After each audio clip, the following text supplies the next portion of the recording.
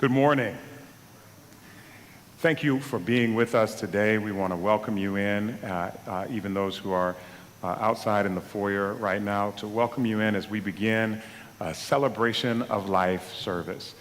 My name is CJ Harkness, and I am the Director of Culture and Spiritual Life at Baldwin Wallace University, an institution that has been forever impacted by the life that we celebrate today. I want to thank you on behalf of the family for being here with us today and to remind us that today is a celebration. Celebration in the face of times that can be hard, almost feel oxymoronic. But the reality is that we can find joy. We can find joy even in the precious memories of the one who we have lost, remembering that the tears we shed in life are sometimes the back pay that we are paying for all the love that we've had the opportunity to receive across time. So in that spirit, I welcome you into this moment to come together in fellowship, to come together in spirit as we show compassion to this family and we together lift up and honor a life. Would you join me this morning in a word of prayer? O Lord, our Creator, we are reminded in moments such as these, as much as there was a day that we were born, that we too shall go the way of the world. We thank you this day for the opportunity to come together and celebrate life. We ask, O Lord, that you give us within this moment the opportunity to see our own lives, to see our own opportunities, to continue to live life while we yet can. We ask, O Lord, that even in this moment and this time and beyond, that you would comfort this family, shower them with your love, your presence, and your peace, that they might mourn, but also mourn in a way with hope for tomorrow. I ask these things in Jesus' name and say amen and amen. I want to read our scripture for this morning. The scripture comes from Ecclesiastes chapter 3, and I'll read verses 1 through 4. To everything there is a season and a time to every purpose under the heaven. A time to be born and a time to die. A time to plant and a time to pluck up that which is planted. A time to kill and a time to heal. A time to break down and a time to build up. A time to weep and a time to laugh. Amen. We have today several music presentations and personal reflections. And today I want to allow us to just flow right with the program.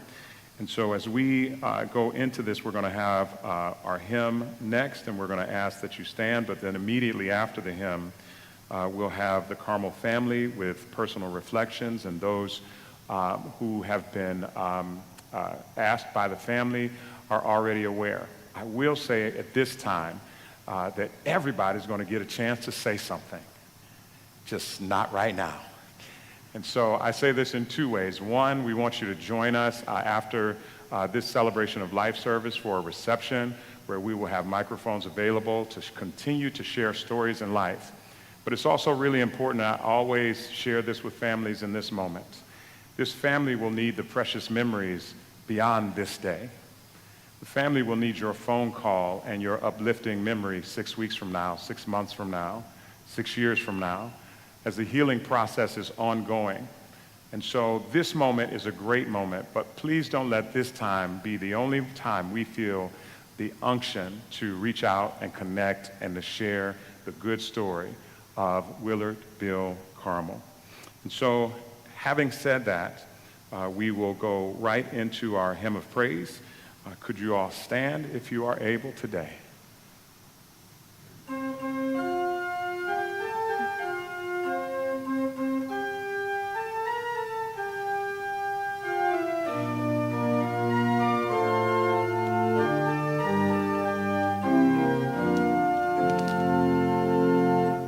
In the park there is a flower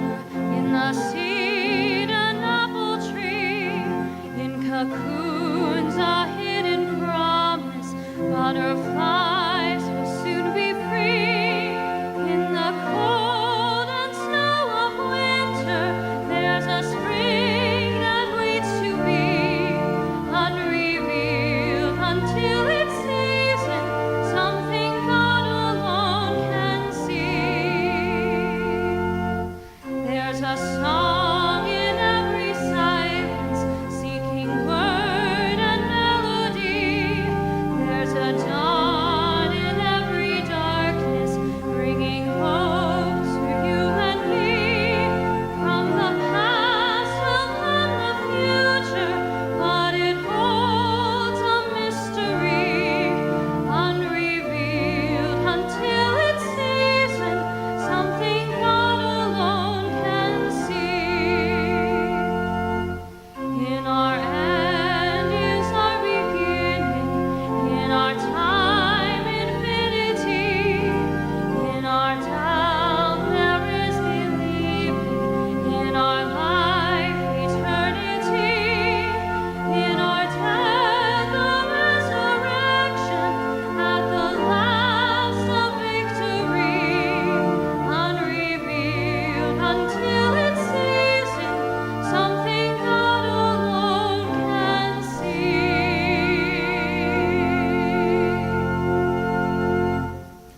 You may be seated.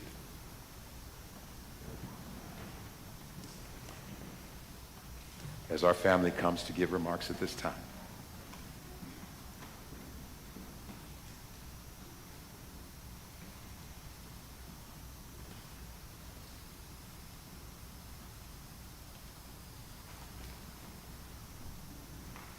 I think I'll take this out now for prophylactic reasons. On behalf of the family, I'd like to thank all of you for being here today. I'd also like to acknowledge my son Justin's help with the following thoughts. I don't know that there are enough words for a day like today, because how do you stand in front of a room filled with people whose lives were touched by one man and explain what that man meant? How do you measure a life like his? Do you measure it by the success he achieved? By the career that he built? By the people who trusted him with their futures? By the wisdom that he shared? By the family that he helped shape? Maybe you can measure some of those things, but not all of them. Because the truth is, the greatest things that he gave us were never numbers on a page. They were things that can't be calculated. His example, his strength, his work ethic, his love, his belief in his family. He was a child of the Great Depression, born of humble beginnings. He started working at the A&P grocery store in 1942 at the age of 13. Years later, when my mom and dad built their dream home in 1963, the total cost of that home was $45,000. At the time, my grandfather couldn't believe they'd spent that much money. And he said to my dad, "Bill, you're spending money like a drunken sailor." Nothing was handed to him. There were no guarantees, no shortcuts, no map showing him where life would lead. But he kept moving forward, one decision at a time, one opportunity at a time, one day at a time. And eventually, he became the first person in his family to go to college. Think about that.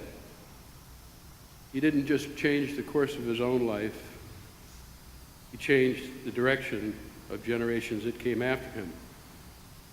Because sometimes one person has the courage to take that first step, and that step becomes a path for the entire family.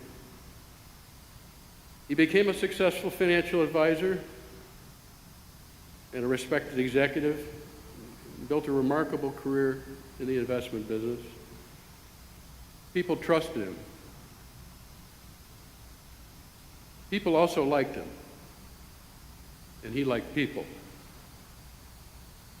The family was in the restaurant business for 15 years. Many of the employees became like family during that time. They would affectionately refer to my mom and dad as the Duke and Duchess. Known as a generous tipper, my dad, especially amongst the staff, those on the receiving end of my dad's generosity would say they had been duped. People looked to him for guidance. They trusted him with the things they had worked their entire lives to build. And he understood something important. As Mark Twain once said, keep away from people who try to belittle your ambitions. Small people always do that. But really great people make you feel that you too can become great. Success isn't just about what you earn, it's about what you help others create, even, or perhaps especially, if it comes at a cost to you. Things like security, opportunity, confidence in the future. He spent his career helping people prepare for tomorrow. But the greatest investment he ever made was in some of the people gathered in this room. His children, his grandchildren, his great-grandchildren, his family. Because a man can build a career, he can earn respect, he can achieve success, but those things by themselves do not define a life.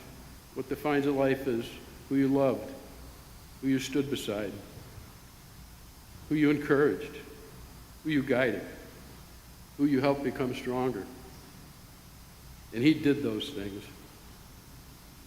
He was a great father to his sons and his daughter.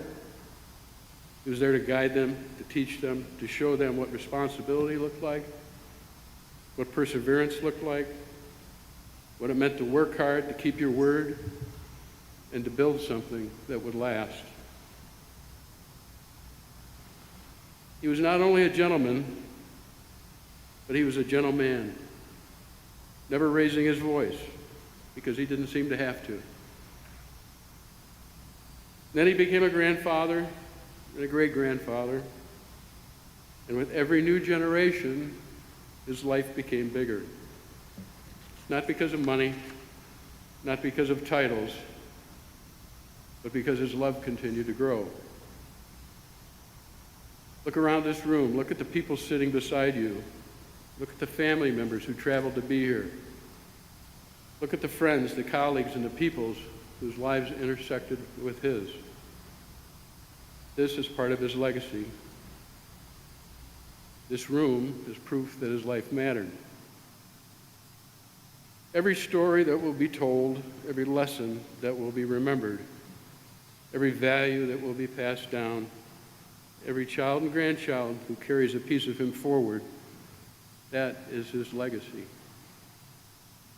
And life is built in moments, not always in the moments the world sees. Sometimes it's built in quiet moments. A conversation, a piece of advice, a phone call, a game of catch, a family dinner, a hand on someone's shoulder, a lesson taught without saying a word. These moments may seem small when they happen, but over a lifetime they become everything. And when you put all those moments together, you begin to see the measure of a great man. Not just a successful man, not just an accomplished man, a great man. Today we feel the weight of losing him, and we will feel that loss in the days ahead. There will be moments when we wish we could call him, moments when we wish we could hear his advice, moments when we wish we could sit beside him one more time. That is the cost of loving someone deeply. But grief is not the end of the story, because the people we love leave things behind. They leave their values in us. They leave their strength in us. They leave their stories in us. And they leave us with a responsibility to carry forward what was best in them, to work hard, take care of our families, help others, to believe that humble beginnings do not determine where life can take you, to understand that success is not only what you build for yourself, but what you build for the people who come after you. That is what he did. He took the life he was given and made something extraordinary from it. He took humble beginnings and created opportunity. And he created a legacy that will continue long after today. So today, we not only mourn the man we lost, we honor the man who lived. We celebrate the father he was, the grandfather he was, the great-grandfather he was, the leader he was, the mentor he was, the example he was. And as we leave here, we carry something with us. We carry his story, his lessons. We carry his love. And we carry the responsibility to make sure that what he built does not end with him. Because it won't. It lives in his children. It lives in his grandchildren. It lives in his great-grandchildren. It lives in every person he helped, every person he guided, every life he made better. And someday, years from now, when the generations who come after us ask where their family's strength came from, we will tell them about a man born during the Great Depression, a man who came from humble beginnings, a man who became the first in his family to go to college, a man who worked hard and built a remarkable life, a man who achieved great success, but never forgot the people that mattered most. And we will tell them he built more than a career. He built the family, he built the legacy, he built the future. And because of him, we are all standing on stronger ground. That is a life well lived. That is a legacy worth carrying forward. And that is a man we will never forget. May he rest in peace.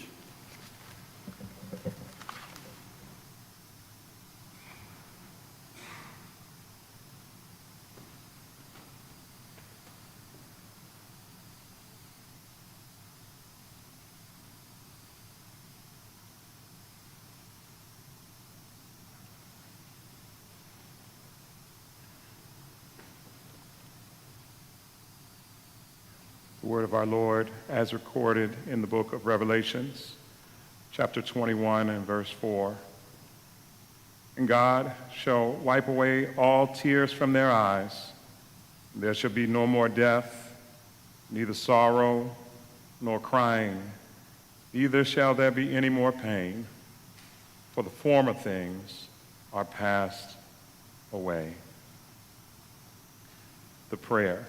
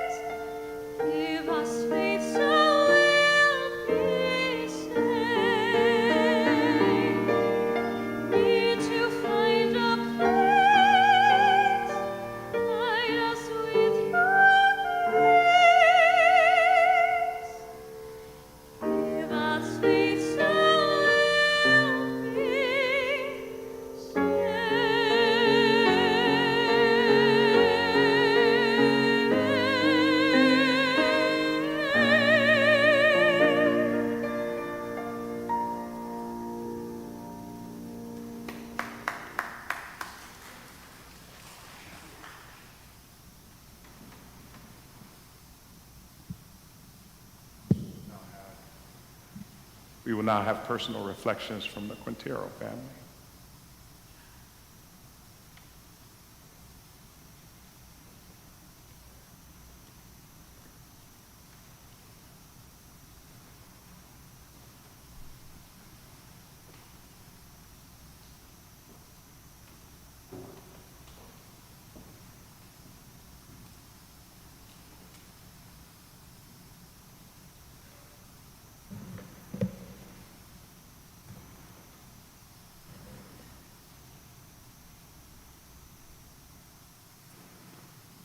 Hello, welcome everyone, and thank you for coming to celebrate our grandfather's life today.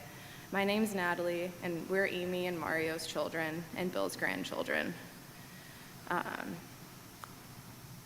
have always cherished my relationship with my grandpa. I especially admired, oh, Alex, your computer's skipping everywhere.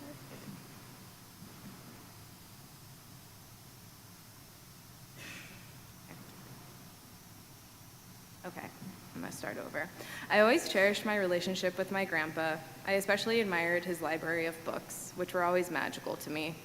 I've always dreamed of having a book collection as vast as his. He was an avid reader and very curious about the world and about people, and this has always stuck with me. Growing up, he was always eager to give me a newspaper article or book he wanted me to read, and he wanted to know my millennial opinion about it. This simple act had such an impression on me, and through these conversations, he was an example to me of tolerance and curiosity, and it gave me the invaluable gift of having an adult 60 years my senior telling me that my opinion was important. He and I came from very different sides ideologically, but our conversations were always rooted in wanting to understand each other's perspectives and understanding that we're from very different generations, and it was okay that we didn't agree on things. We always talked very calmly and kindly to share and not persuade, and as I got older, I realized how important of a lesson this was for me and how enriching those conversations were. Our grandpa loved to invest in people and was infinitely curious about them, as I'm sure many of you have experienced. I feel very lucky to have had him in my life, always asking me what I'm reading, how work is going, if I've seen any Broadway shows lately, and where I want to travel next. He had a knack for making everyone feel heard and feel important. I'll miss our weekly phone calls and hearing about what in-season fruit he's enjoying at the moment. It was usually peaches or sumo oranges, and what book is currently on his nightstand.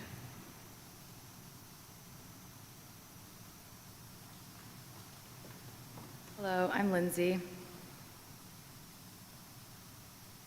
When I think back on my childhood memories with Grandpa, I think of heaping ice cream sundaes.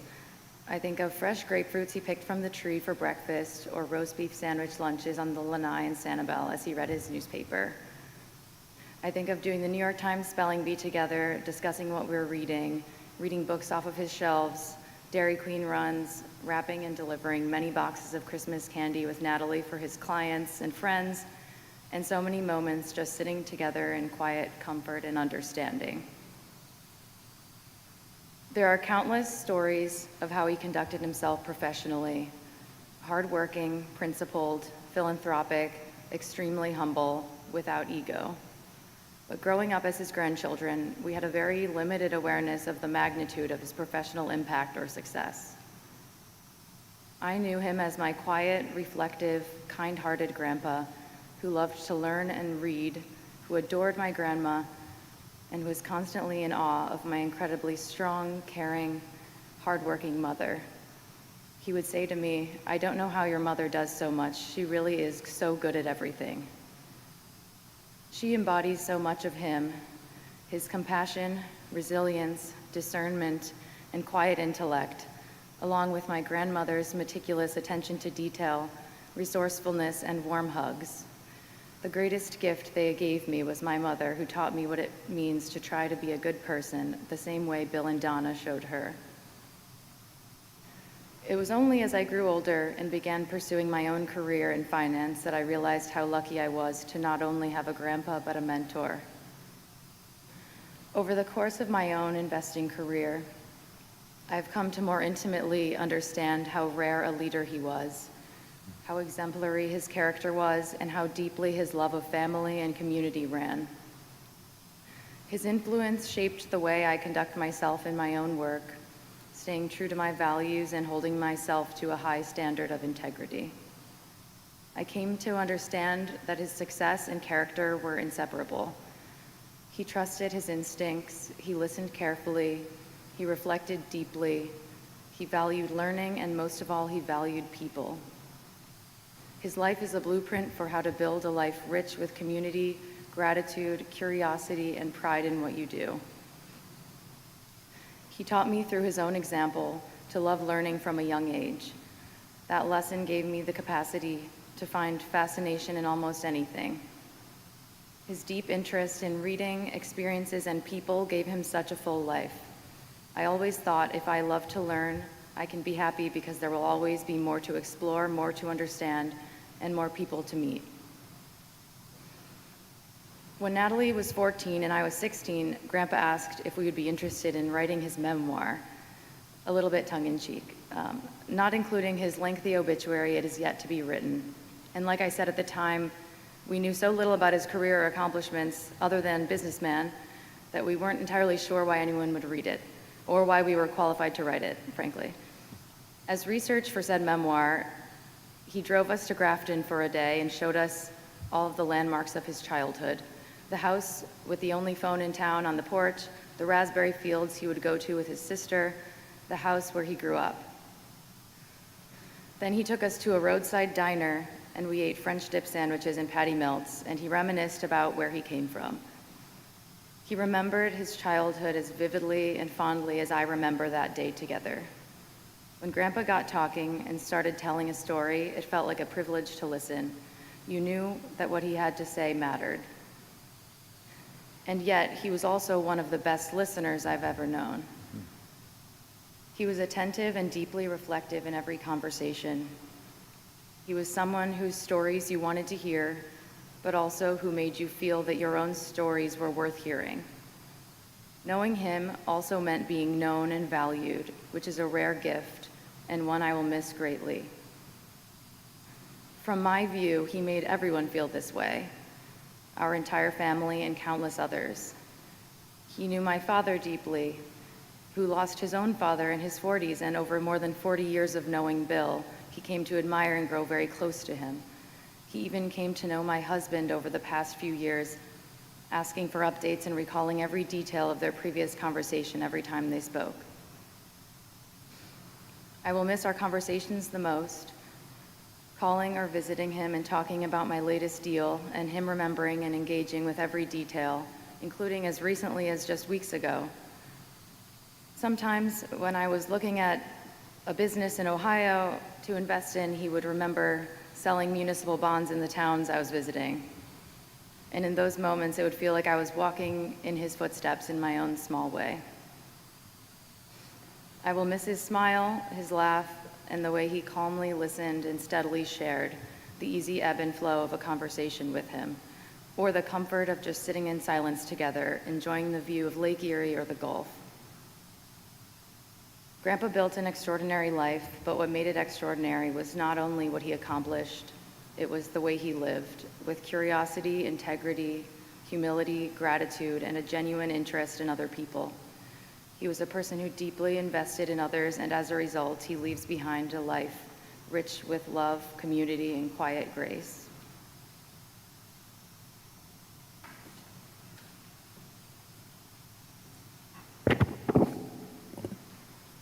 Hey everyone, I'm John. Coming from a large family, I've been blessed to speak at a few weddings and funerals. My process is usually painstaking, as they remind me. Hours of writing and editing to refine my thoughts down to the best few minutes I can offer. But for the past 2 weeks, every time I tried putting pen to paper, I failed.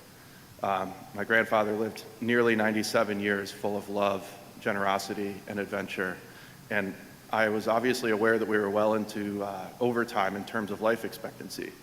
Yet it's been so difficult to imagine a world without his trademark wit, his stories from the old days, his deep wisdom, and above all, his love. I only knew Grandpa for roughly the final third of his life, but he and Grandma were there for all of mine. The entire way, I was on the receiving end of his wisdom, which took different forms as I grew up. When I was maybe 6 or 7, that looked like gently reframing the degree to which losing a midsummer series to the Milwaukee Brewers was worth crying over. As I got older and began considering what I might want to do after high school, I was hugely impacted by Grandpa's relationship with work. He loved to say that if you love what you do and you love who you do it with, you'll never work a day in your life. He said this with genuine gratitude and acknowledgement that such a relationship with work is truly rare, and that he was really lucky to have had it. And I think the second part, the who you do it with, was the most important to him. So many of his best friends, the ones whose names I've heard him mention dozens or hundreds of times since I was a child, I would later grow and learn they were either his colleagues from McDonald or from his decades of service on the board of Baldwin Wallace. This reframed work for me is not just something you must do to make a living, but is an opportunity to build deep, lifelong relationships with your fellow passengers on the same adventure. Eventually, the work would stop, but the relationships would endure. Importantly, these relationships were not just his, but fully integrated into the beautiful life he shared with my grandmother and his children. I was so blessed to have learned at such a young age that this full life was possible and worthy of pursuing, and this example made him a giant to me, like a role model. After college, I moved to New York, which meant that for the past 12 years, most of our conversations have happened over the phone or at holidays. Between markets, politics, and the Guardians, we had a lot to talk about. His intellectual interests ran so deep, every time I called, he'd ask me, where are CLO AAA spreads? And then we'd work through the relative value versus investment-grade corporate bonds. And yes, this continued deep into his 90s, and yes, he was always, or almost always, right. However, what made Grandpa an incredible conversationalist was not just his striking intellect. He was genuinely more interested in the person sitting across from him than in himself. And this is how he built so many lifelong friends and why he is so revered by his family and all of his loved ones.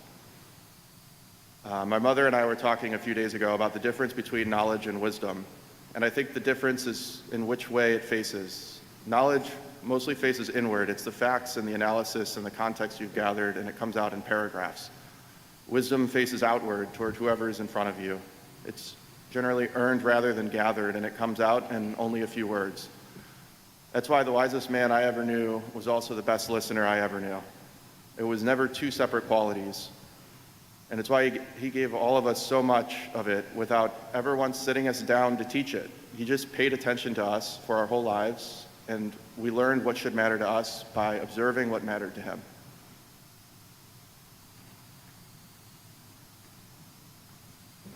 Hi, I'm Alex. A lot has been and will continue to be said about Grandpa's career success, but for my part of today's tribute, I want to start with one of his more personal features, his sweet tooth. Boy, did he have a sweet tooth. From sunrise to sunset, sugar was always on the menu. I love this about him, and not just because we shared that same passion. I loved it because of the memories he created and the quiet messages he sent through it. To the outside world, he was a highly respected CEO and a man of quiet polish who never owned a pair of jeans. But to us, to his family, he was just a man who loved finishing his day by sharing a big bowl of ice cream, mint chocolate chip ice cream to be more specific, with his grandkids. He knew how to find joy within a disciplined life, and we all learned that from him. I think of him, or I will think of him every time I share a bowl of ice cream with my family, and I look forward to sharing another bowl of ice cream with him someday. That same devotion to his family showed up again at my college graduation. On a mild day in May 2013, my grandparents drove down to Columbus for my graduation from Ohio State. The commencement speaker was our sitting president, and as a proud lifelong Republican donor, let's just say Grandpa definitely didn't vote for the man on stage. But that didn't matter. At 83 years old, he made the 2-hour drive, trekked up countless flights of stairs to the cheap seats, sat through the 20-minute commencement speech, and proudly took us all out to dinner that evening. Regardless of the circumstances, family was always Grandpa's greatest investment. Shortly after graduation, a few days before I packed my bags and moved to Boston to start my first big boy job, Grandpa took me out to lunch. It remains one of my favorite memories with him. At the end of lunch, he handed me a letter that I still have to this day. I'd like to close by reading a few sentences from it. A rule that I tried my best to adhere to throughout my life: be quick to listen, slow to speak, and slow to anger. Your grandmother and I will be cheering for you and praying for you the remaining days that we have on this earth. Thank you.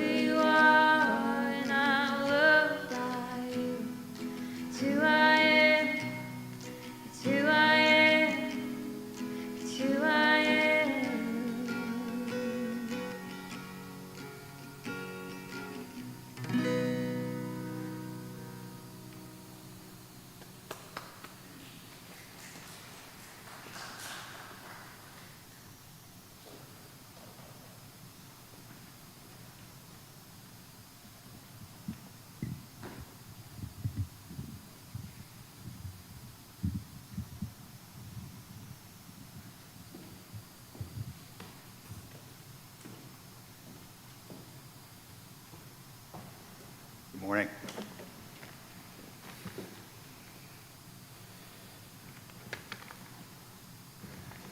While I'm getting my remarks out, I can attest to that sweet tooth that Bill enjoyed. A couple of Bill's original members of the bond department and some near originals, which I was one of, and Bob Clutterbuck was one of. But every morning at the office, Bill would arrive about 7 or 7:30, and he'd stop in the cafeteria, and virtually every day there would be a tray of donuts sitting atop our trading desk to get us all hyped up, I think. I'm not sure. But it was there. My name is Bill Summers. Let's see.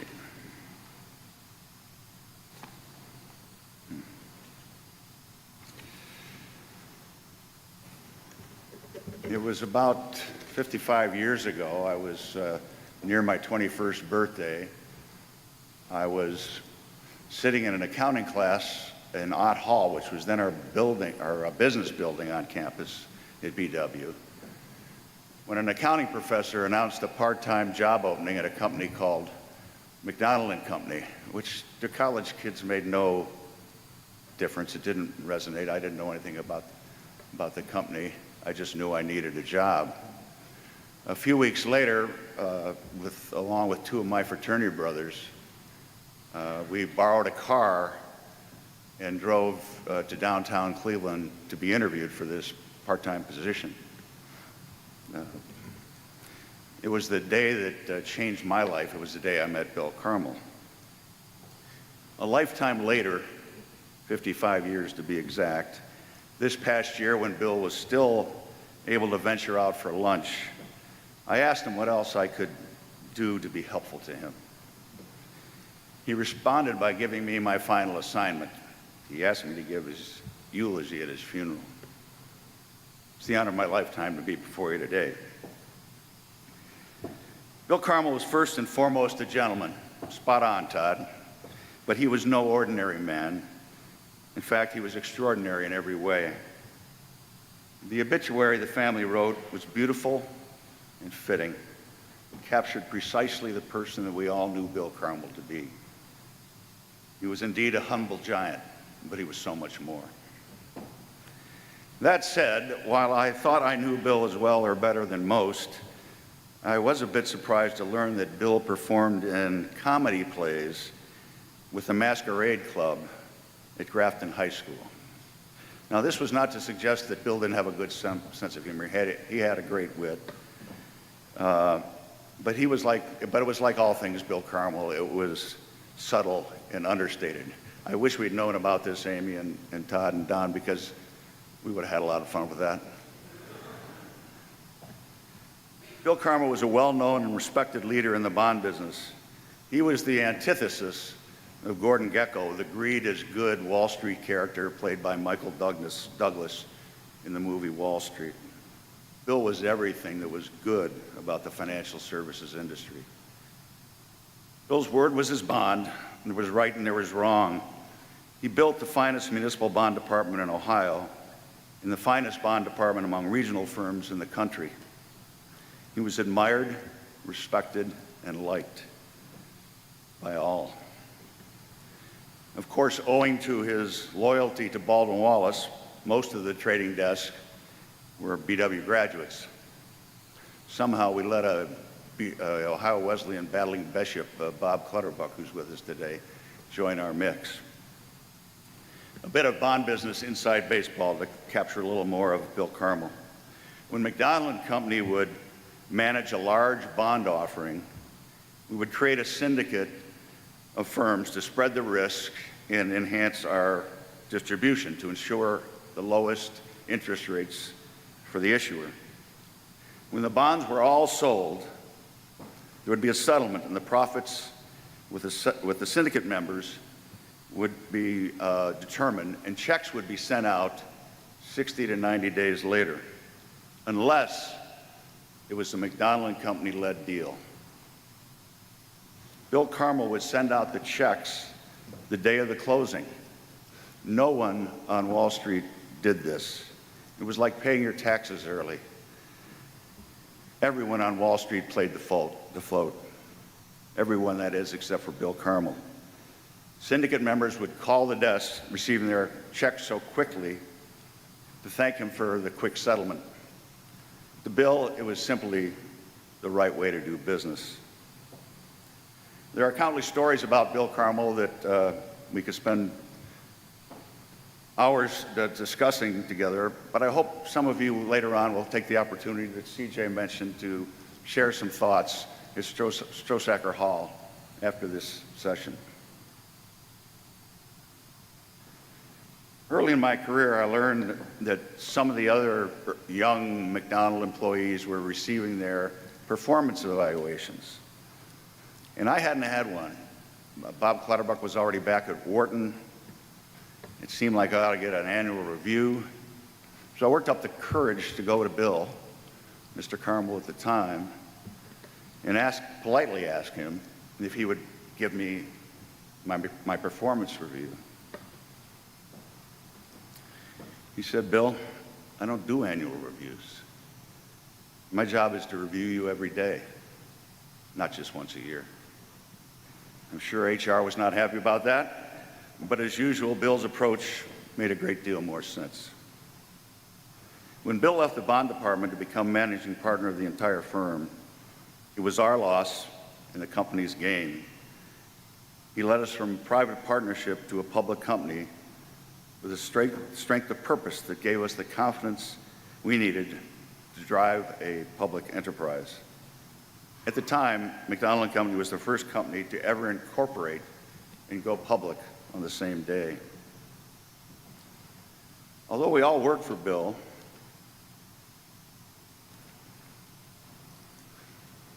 he made us feel we were working alongside of him, not for him. Under Bill's leadership, he did for the company what he did for the bond department. McDonald Investments was regarded as one of the finest firms in the securities industry. In fact, while Bill was running the firm, Fortune magazine referred to McDonald Investments as the Goldman Sachs of the Midwest. High praise. In our industry, being compared to Goldman was the ultimate compliment. Bill's love of family, McDonald & Company, and Baldwin Wallace University was his holy trinity. Bill immersed himself in his alma mater for well over 40 years, serving as a trustee, longtime board chairman. He led every BW Capital campaign for decades, and he chaired just about every committee that ever existed here. He and his beloved Donna have their names on buildings throughout the campus. As you likely know, a few years ago, BW renamed the business school, or named the business school, the Carmel Boyer School of Business. BW honored two incredible men who were awesomely devoted to BW and were among BW's most distinguished graduates. Bill Carmel and George Boyer were the best of friends and the best of America. But beyond the time invested in the buildings built, Bill and Donna were proudest of the students they helped throughout the decades with their Carmel Scholarship Fund. It was their first passion. Bill Carmel was an uncommon man and an exceptional leader. He was the most loyal man I ever met. He had an undefinable superpower that made you feel that when he was in the room, everything was okay. No issue was unsurmountable. We could solve anything with Bill in the room. That's the way we all felt. Bob Perrier, who's with us in the back today, one of the originals, and Bill's right-hand man, affectionately referred to Bill as the Padre and the Godfather, all with the deepest respect. Bill was kind and humble and honorable and generous and loyal and caring and fair, all the gifts that the obituary so properly spelled out. Yet in spite of what some people might consider to be soft attributes, Bill was inspiring and fiercely competitive. No one wanted to disappoint Bill Carmel. He was just too fine a man to let down. It was another aspect of his superpower. Throughout my career, I've had the privilege to serve on a good number of public, private, and nonprofit boards. some at the highest level of the securities industry. While I've met and observed some truly outstanding leaders, not once did I feel anyone met the full measure of Bill Carmel. Bill could have led any firm on Wall Street. Bill Carmel was different. He had all these wonderful qualities, and yet he was humble and not the least bit arrogant, unusual for a Wall Street executive. When Bob Clutterbuck and I had taken over the leadership of the company, and Bill was still on the board of directors, and you would think it would be difficult for a man of his stature and his experience not to intervene with regularity. Instead, when Bill felt we might be missing the forest because we were caught up in the trees, rather than saying you should be doing this or you should be doing that, he would say, you know, Bill or Bob, you might want to think about this, or maybe have you thought about considering this? It was the Bill Carmel way.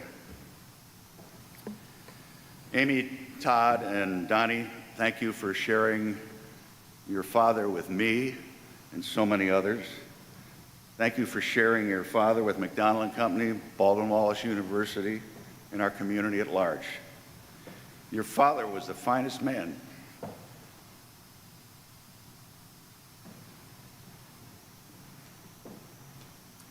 many of us have ever known. Simply stated, in the business of business and life, Bill Carmel was all the man there is. There could be no more. Thank you.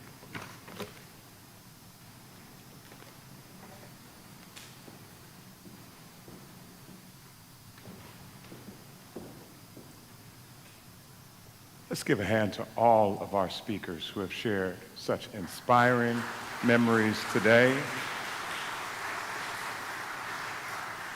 For a giant of a human being who's had so much impact. As I said earlier, these are times when we can reflect on the ways that we impact others as we think about how Bill has impacted all of us. There's some who have the ability to impact even those that go beyond acquaintance, because what they do and what they plant and what they leave behind impacts and serves so many. So may each of us go on from this place in this moment, seeking the opportunity to build for not just ourselves, but to build for humanity, to be humble, to be leaders, to be those who can listen as well as they can talk, and to be those who leave lasting legacies in our world. Our last song is Precious Lord, Take My Hand. And we're going to have Hannah, our soloist, is going to sing the first verse, and then we're going to ask that you all would stand and also join us in and join with us, in the second two verses. And that moment, that will close our services after this song is sung, as we leave out with this, in this particular spirit of God holding us in this moment. When we leave this place, we will go, for those who need transportation and don't want to walk, there will be a shuttle. You will not miss it. It's a big Baldwin Wallace University athletic van that will take you if you need a ride over to the Union. If you're walking, you're going to go 1 block to the east and then about 3 blocks south to get to the Union. And we have some of our Baldwin Wallace community members will be along the way to make sure everyone gets there today. But again, we want you to come in and enjoy and share with one another at that time. The last thing that I will say as we lead into this song, Precious Lord, is that it is appropriate. The song itself was born by a man who was in tragedy. Thomas A. Dorsey, who wrote this song that's familiar to many of us across many different traditions, and it is sung in many different ways. But the words represent how he found his way through in his deepest moment. as he had just lost both his wife and his son in one fell swoop. And so today, if you find yourself in the depths of grief, I would that you would find strength also in this song, that the presence of God will be with you every step of the way. Precious Lord.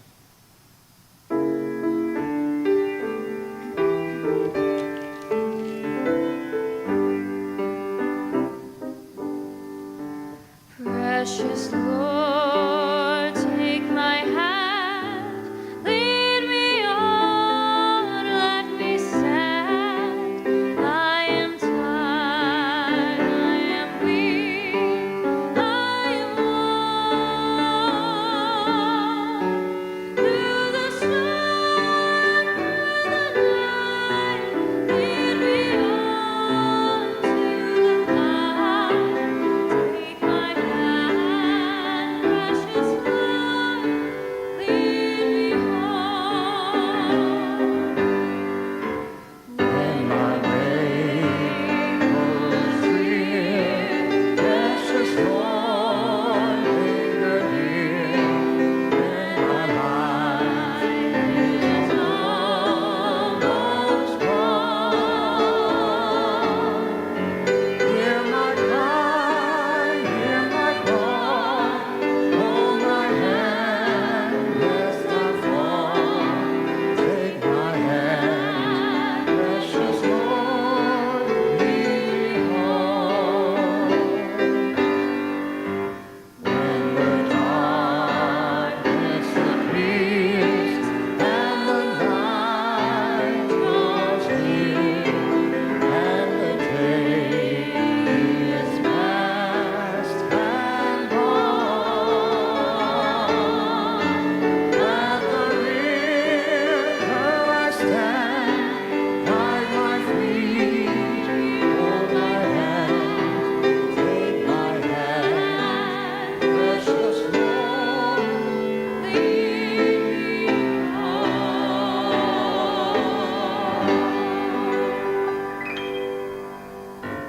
As we follow the directions of our funeral directors from Chambers Funeral Home today.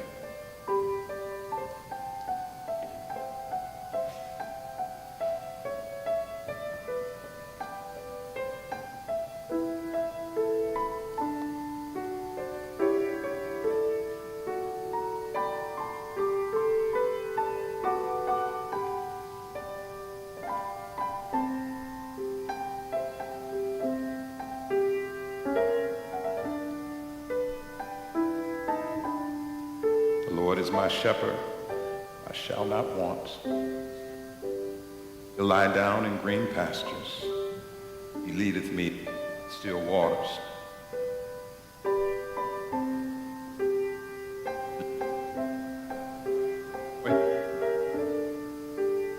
Though I walk through the valley of